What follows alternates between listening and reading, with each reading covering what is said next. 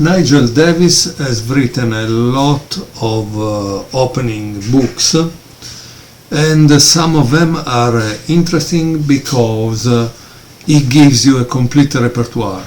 Also, if maybe it's just against the Sicilian, it covers also the anti-Sicilians or other stuff, and so I like the idea that it doesn't leave you stranded in the middle of the road when the opponent does something we don't understand and is not part of that opening. So I like this thoroughness. With that said, this is a kind of middle game manual or preparation to a tournament manual. What are the things you should know? What will give you success in chess? And it shows through games what really is worth it. So I hope you will eventually read this book too, because it could improve your chess. And we continue from game 2, that is Belin against Davies, and in this same chapter, which is about vision, Davies says one thing: I possess at Liège, locally a place where we play the tournament, the primary condition for success in a tournament, which is the power to see clear and deep. Thus wrote Savieri Tartakover in the 4th volume of his collection of best game, a sentiment with which I wholeheartedly agree. Most chess games are decided not by theoretical nuances or complex strategy, but rather by one player missing a move or idea that his opponent has seen. Okay, let's begin the game Belin-Davies in Wrexham 1997. Belin begins with e4 and Davies plays c5, knight f3, e6, d4, c takes d4, knight takes d4, a6. As you can see, obviously this move is to prevent someone from jumping on b5 and then eventually here, right? Knight c3, d6, bishop e2, bishop d7, no, sorry, knight d7, knight d7, f4, b5. And here it says, this plan of delaying the development of a king's knight is very interesting. Black hopes to take the sting out of any early white pawn advances, such as e4, e5, or g2, g4, g5. Okay. So after b5, he plays bishop f3. And this is on that diagonal. Now the question is, where will white castle? Because honestly, with a pawn already on b5, I don't think white want to castle long for giving an attack, because the opponent would be faster than white. So already now I think we can say that white will castle on the king side. But let's see what happens, okay? So let's see what they play. After bishop f3, there is bishop b7, castle, like I said. Yeah, it made sense, honestly. You know, however, why I don't like this one? Because of f4. Is a kind of making the position kind of shaky for white.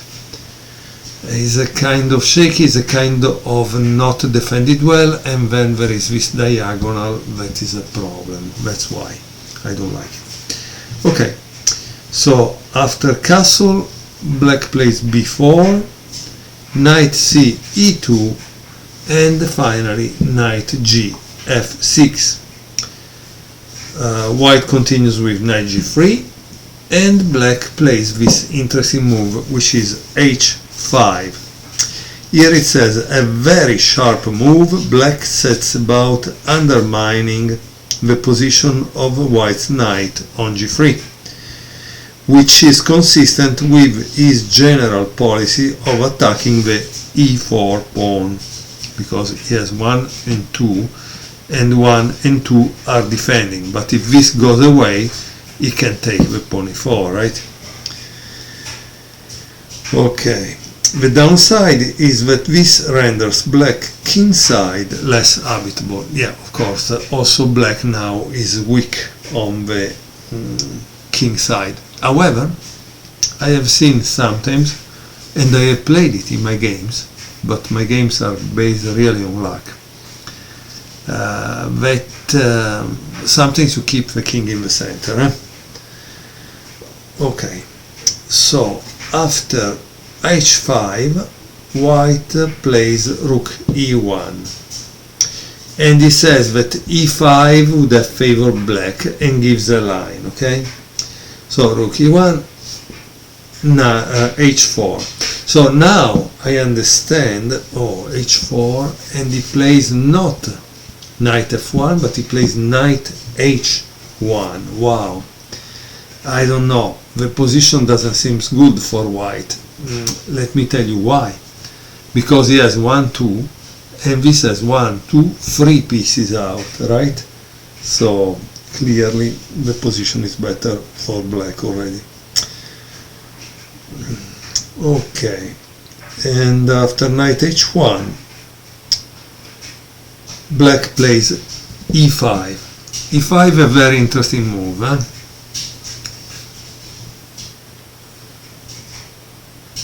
And here Berlin makes a mistake, but strangely he doesn't put it as a mistake. He plays knight b3, and here he says an oversight by Berlin, who doesn't see that he can leave a knight where it is. Wow, knight f2 is more accurate. Why he can leave a knight where it is? What happens?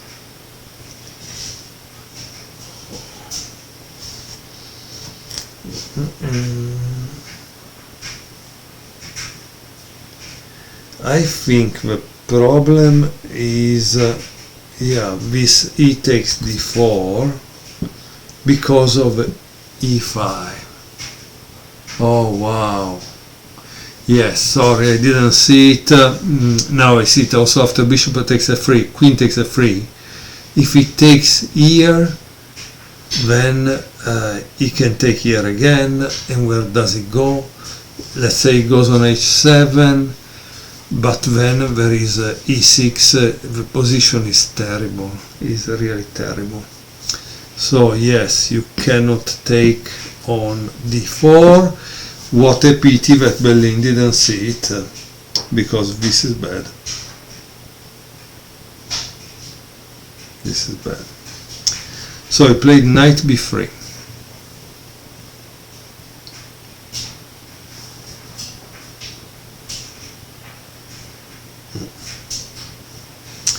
Bishop e7, knight f2, and castle. Okay, so I'm also black castle on a side that he made his castle a little weaker.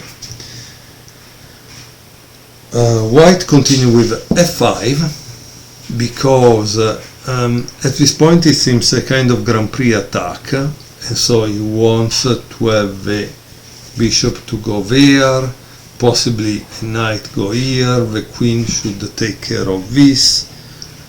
Let's see what happens. e5, bishop g5, and knight e8. Bishop takes e7, queen takes e7, e3, e4, knight d2, bishop takes a3, rook takes a3, knight b6, and here there is bishop e2 and knight f6 and knight c4. After the game, Berlin regretted not having played rook h3. So instead of this knight c4, rook h3. Yeah. At this point, after which d5 leads to great complications. So he wanted rook h3 because he thinks there was an attack. Instead, knight c4 is playing on the wrong side of the board, right? The attack on this could eventually lead to the king. So let's see what happens after knight c4. He obviously took. He took back. And now you could pause the video and try to guess the next move, because also the author flags it as important, interesting, okay? So let's see. The move is queen c7. This may well be the best move, which is why it gets the exclamation mark. Unfortunately, I must rather sheepishly admit that I had not made a mistake in my calculation. Had I not made a mistake in my calculation, I might well have played the inferior rook fc8. So he says that he made a mistake in the calculation, and so he played this, but otherwise he would have played this if he didn't occur that mistake. However, this move is the best, he says. And here white played knight g4, and he says, whoops, I had seen that this move was possible, but had originally thought that it could be met by knight takes e4, which is a mistake. Only now I realize that this will be disastrous because of rook takes e4, bishop takes e4, knight f6, check. Wow, this is interesting, eh? A very interesting situation. Let me pause a second. So let's see what happens after knight takes e4, because this is kind of interesting. Rook takes e4, boom. Bishop takes e4. And now there is an amazing move by white, which is knight f6. G takes f6, queen g4. And of course, I think now you know what's gonna happen to black. Let me show you, because some people don't see the checkmate, right? So if he goes here, you can take, right? But the thing you would do in reality is to take here, right? Because you want to give checkmate. And so when he goes here, this is the end. Okay, so sometimes we must see this rook lift as something kind of important, because it will lead to a checkmate. Now let me pause the video and return back to the position before we solve these exchanges. Okay, I think I return back to the right position, and let's see, after this move, what do you play? Knight g4.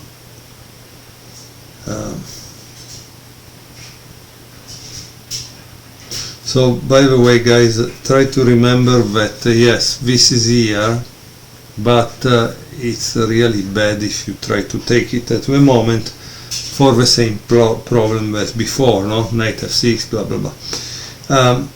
On the other hand, the thing is, if you take it right away, like you take this, takes, and take on c4, also this is going bad. Why? Because of f6. You just push the pawn, and that creates a big problem in the black side, right? So knight takes g4, queen takes g4, and queen takes e4, bad because of f6. But now we are in this position. What else would you play if you were black? What could you play that is very, very good and that the author of the book wanted to do also before? He played rook f(c8).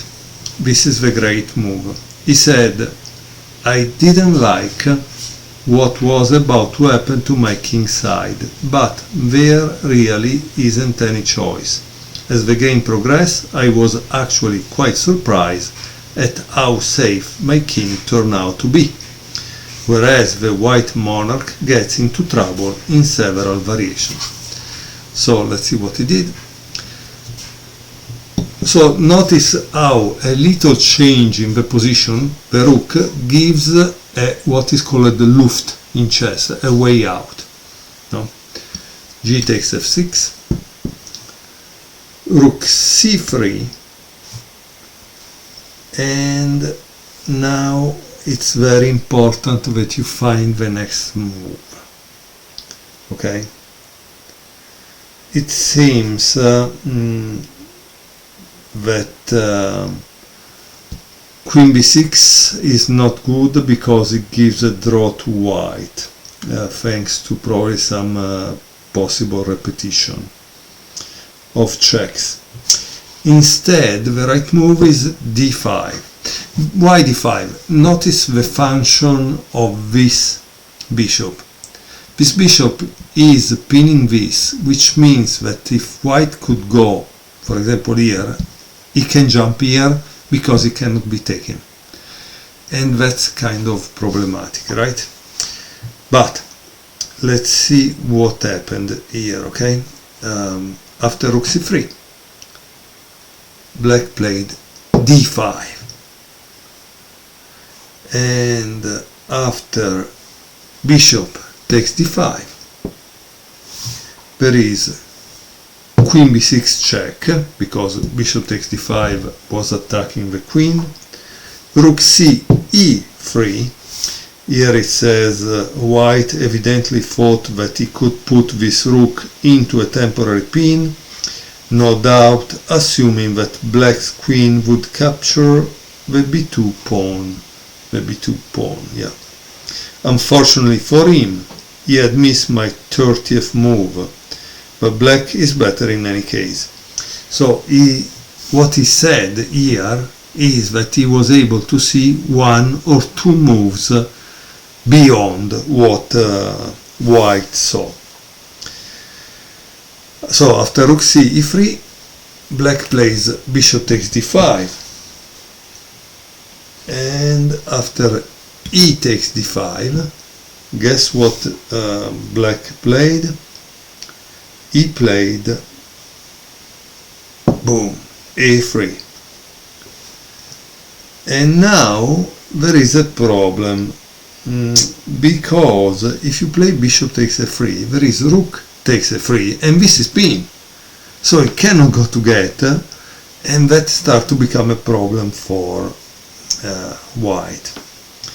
So what did white do? He played rook h1, but then you don't really need to take here because there could be rook b3. It's better if you play this a2. And now he played rook b3, but black played queen d4. Boom. and probably here maybe it was even better rook queen f2, they say. After queen takes d4, e takes d4,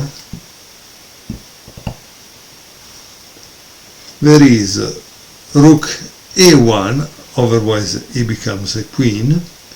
Rook takes c2, black is destroying white.